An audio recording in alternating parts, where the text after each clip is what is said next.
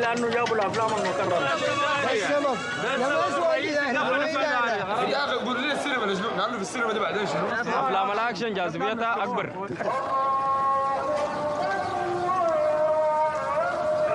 تصور يعني 6 جوامع في المحيط ده مش ممكن. لا السينما هتبتدي بعد الاذان بتاع العشاء. هانا ديل دارين طبعا عندهم عروض كده لمده شهر. امن والمخابرات ليش؟ كنا كويسين زمان. Bonjour Pascal. Bonjour Xavier. Talking About Trees est sorti en salle cette semaine en France. C'est un documentaire sur le Soudan, ce qui est plutôt rare. Oui, et d'autant que le documentaire parle d'un sujet rare aussi, puisqu'il parle des salles de cinéma qui ont progressivement disparu dans le pays. Alors le réalisateur Soueb Gamel Bari suit 4 amis, 4 vieux cinéastes qui ont étudié le cinéma au Caire et à Berlin et qui ont créé en 1989, au moment où Omar el-Bashir prend le pouvoir et instaure sa dictature, eh bien ils ont créé un ciné-club clandestin qui parcourt de ville en village et qui amène des films à des gens qui ne voyaient plus de films et puis qui rêvent de rouvrir une salle qui avait disparu à Khartoum. Alors évidemment, le film a été tourné bien avant les événements de 2019, les manifestations qui ont mené à la destitution d'Omar el-Bashir.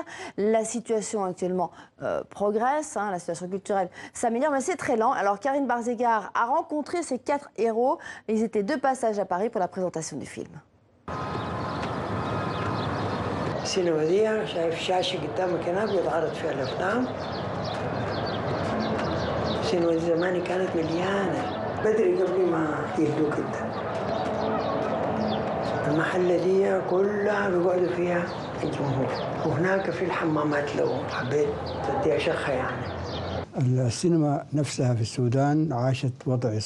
cinéma au Soudan a beaucoup souffert ces 30 dernières années à cause du régime islamiste. Quand le réalisateur a décidé de faire ce film, nous étions heureux. Le thème est riche et il a une dimension dramatique. Et ce film reflète surtout notre longue expérience dans le cinéma.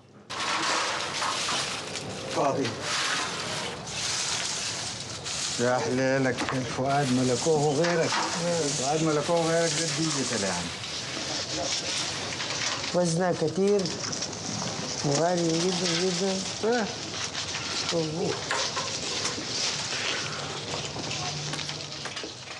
Alors Pascal, on quitte l'Afrique pour l'Amérique latine, pour l'Amazonie, avec un travail remarquable d'un photographe qui a été récompensé par le prix Carmignac. Oui, alors le prix Carmignac, je ne sais pas si vous le saviez, c'est un prix créé par une grande fortune de France qui chaque année, c'est la 10e année, couronne, encourage, finance le travail d'un photographe sur des droits humains ou des sujets environnementaux. Cette année, c'est un Italien qui a gagné, Tommaso Proti, qui vit au Brésil partiellement et qui travaille depuis 5 ans sur la déforestation de l'Amazonie. Alors l'originalité de son approche, c'est qu'il ne parle pas seulement d'arbres, mais il parle aussi de tout le drame et toutes les crises qui l'entourent, c'est-à-dire la pauvreté, la drogue, les mafias, la violence.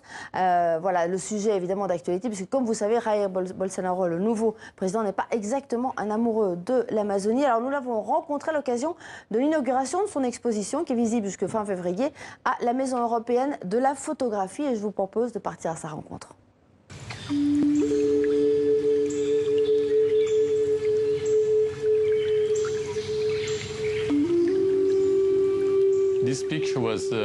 J'ai pris cette photo dans l'état de Maranhão, en Amazonie. C'est l'un des états les plus touchés par la déforestation. J'accompagnais un groupe d'Indiens connus sous le nom des gardiens de la forêt. Ces activistes font des patrouilles dans leur territoire pour en chasser les bûcherons illégaux.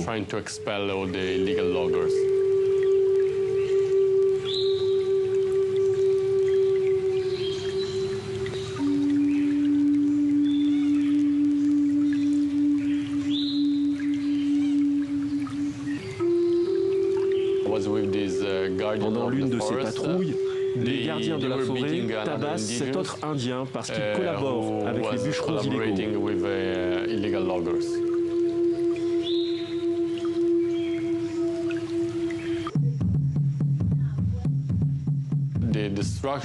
La destruction de la forêt est liée à des problèmes sociaux, la pauvreté, les inégalités, la mauvaise gouvernance, la cupidité et les intérêts personnels. Tous ces facteurs génèrent différentes formes de violence. Les gens, et tout particulièrement ceux qui agissent illégalement, se sentent aujourd'hui plus légitimes à cause des messages du gouvernement.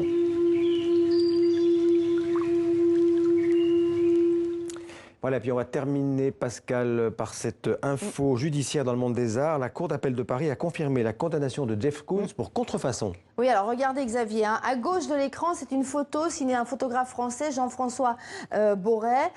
C'est une photo qui date des années 70, 70, à l'époque ça ne choquait personne. À droite, c'est une sculpture de Jeff Koons qui devait être exposée au Centre Pompidou. Alors la veuve du photographe français a découvert cette œuvre et s'est demandé si effectivement il n'avait pas pris un certain nombre voilà, l'inspiration sur la photo, elle a porté plainte. Et donc le tribunal de grande instance de Paris a condamné Jeff Koons en 2017 et puis la Cour d'appel a confirmé cette condamnation. Effectivement, l'artiste américain est condamné à 24 000 € pour, évidemment, dommages et intérêts, puisqu'il y a contrefaçon pour la justice française. Et manifestement une inspiration, ça c'est sûr. Merci Pascal, à demain. À demain, bien sûr.